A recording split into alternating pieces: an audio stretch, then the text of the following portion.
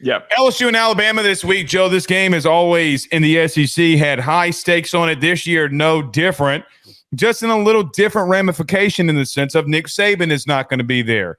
I would tell you that, Nick not being here, and now that the LSU and Alabama game is finally here, it feels a little bit weird for someone who's highly anticipated a game over the last 20 years of his life. So I would say, of course it does. LSU and Alabama has massive stakes here. A playoff are at stakes here. Your thoughts on the game going into it? First of all, I love that this game does have such serious implications on it because it just elevates the drama. No Nick Saban, but this game ends up being so huge for the future of the season. This is a playoff, play-in game to the truest extent. Both these squads need it. Separate from that, and there's a couple of things in the nitty-gritty to get into in this matchup, Blake, and here's the kiss of death. I'm sorry, I have to do it. I'm so sorry. I'm not doing this. You're picking against them? I'm not doing this deliberately. You're picking Alabama? Please, God. No, I'm not. Alabama has been too sloppy. Alabama has been too sloppy to this point to come in on the road in the hardest road environment in the country. And it was something that I stupidly did not lean into when Ole Miss came to play at LSU. The crowd got to Ole Miss. Like, that was very visible. Talk about not stepping up in a big matchup. Lane Kiffin couldn't do it. As much as I think that Kalen DeBoer in the future is going to get this team right and that this team has the trajectory of being in a dominant program in the SEC, year 2 is going to be huge. I don't see, with the amount of bad offensive line, or inconsistent rather, not bad, but inconsistent offensive line play, the amount of penalties that they're averaging per game, their offense, their defense has slowed down on a week-to-week basis. It just feels very off for me to say that Alabama is going to come in on the road and beat LSU. I have to change my entire take now. I got to. Well, you thought you're gonna be yelling at me? You thought that was no. I got to take it. No, I was cheering that you were going to take Bama. I don't come into arguments trying to lose. I don't try coming into arguments, ready to lose fights with you. I don't care about the outcome of the game. I care if you and I. No, you care as a Notre Dame fan. You care about every Brian Kelly game. Don't tell me that you don't. I don't. No, I care if LSU wins more for your well-being and knowing that you're in a good mood. I'll come in here pissed off. Yeah. All right. Reality of this game. Joe, there are a lot of questions that I do have coming into it. Here's what I'm going to say about Alabama. I came into the beginning of the season saying that defensive line and your front seven teams are going to run on you. Joe, they're 67th in the country in run defense. Now, LSU can't run the football to save their life, but here's one thing I do know. They ran for 150 against UCLA. UCLA's 11th in the country in run defense. What I'd say is that when they choose to run and actually try to deliberately do things, they actually do have success. The problem is that this is not the front seven of Nick Saban. It's not. Can I just very quickly interject with a stat that I have to support that?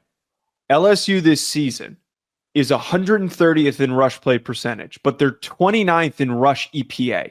So that means they're deliberately choosing not to run the football, and they're still in the top quarter of teams in the country in being able to produce success at running the football. So they're an enigma. So continue what you were saying, but that is probably one of the weirdest things I've found. Thank you for that stat. Okay. You're welcome. Very, very much. Thank you for it, because I'm now get to use that. There's one massive question that LSU's got to answer. Can you stop a running quarterback? Bottom line. I mean, now, you talked about Alabama, so I'm going to talk about this later tonight. Inconsistent O-line play, Joe, they're 82nd in the country and giving up sacks, and that's with a running quarterback. You're right. And by the way, I'm just going to tell you, from a pass rush standpoint, you do not want to be finding yourself against Blake Baker in that front four for LSU. Joe, they're 6th in the country in sacks. They're going to get after you. We think of a running quarterback, and we think about, he used his legs during the passing game. No, that Marcel Reed didn't do that. Teams haven't done that. It's been when you're just running simple zone, they keep making up stupid errors, and one guy gets beat, and they're off to the races. I think LSU's got to find a run game, okay? And in the inverse of that, can you stop Jalen Milroe? It's all going to come back down to which team's biggest weakness at moments. has the biggest moment? Okay, which one stands up the most? Because I think that this team is pretty even in a lot of different areas. Really, athlete to athlete, coach to coach. So it comes down to probably yet again the play that will be up front.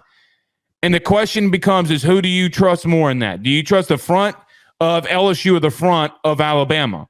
And if you trust one or the other, that's who I think you should lean here. Now, I feel like I would trust LSU's a little bit more, but I also have seen them falter along the interior of their offensive line. To extrapolate more on discussing you love that word, extrapolate. I'm gonna have to start using that. Extrapolate.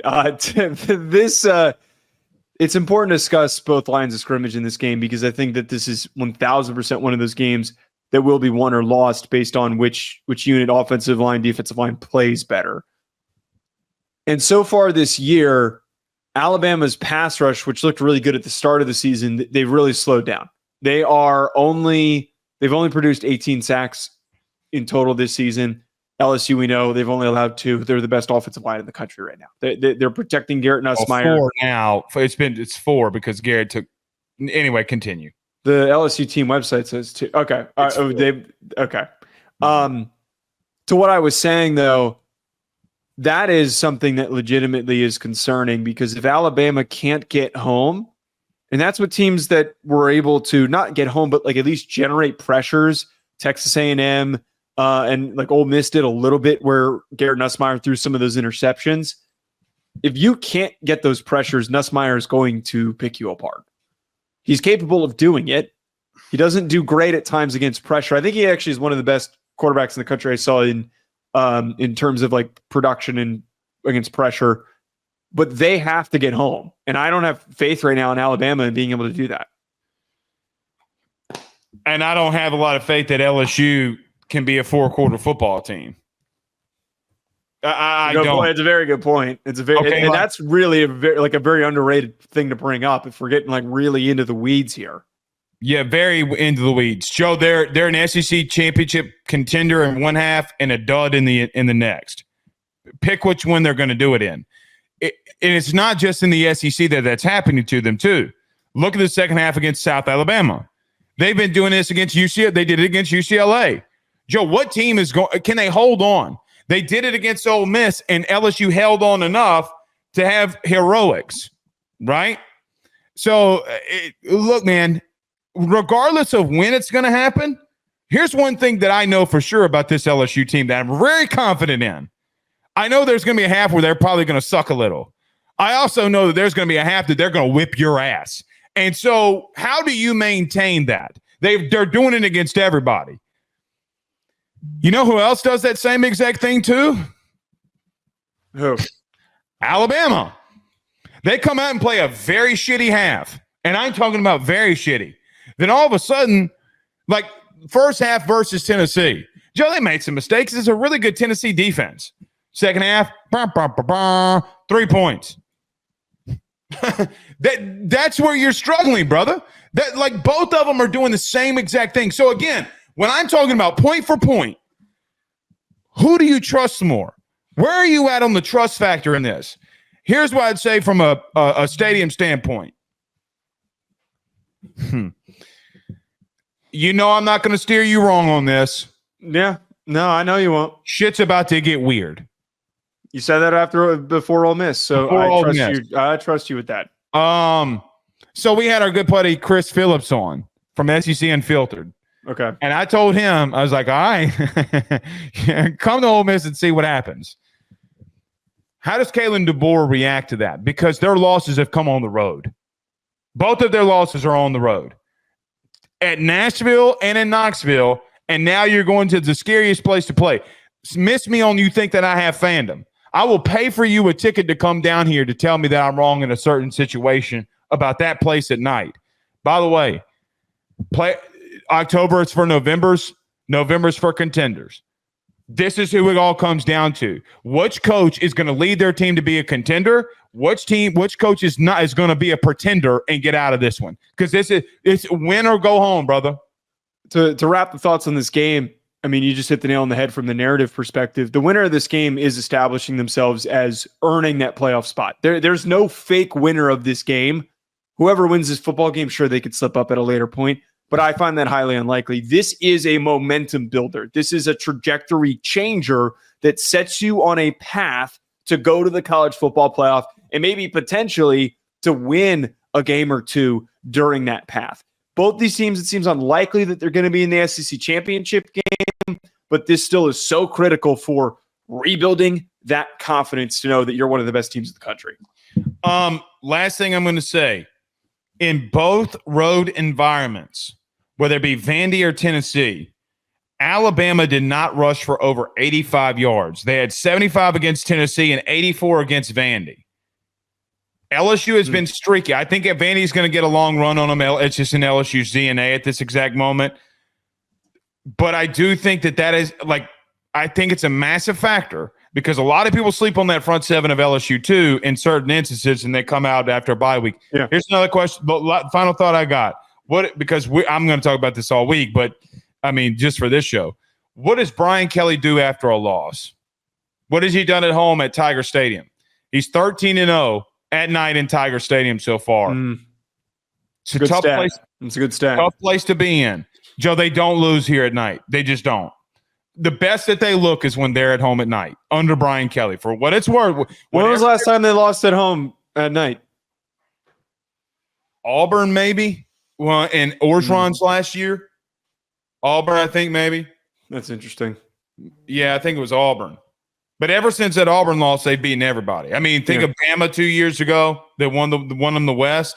I mean, Joe, I was literally holding a newborn in one hand and writing down things on the other.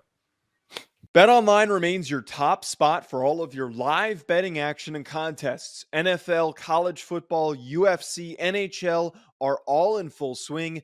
BetOnline is your number one source for wagering news, odds, trends, and predictions with both desktop and mobile access at any time.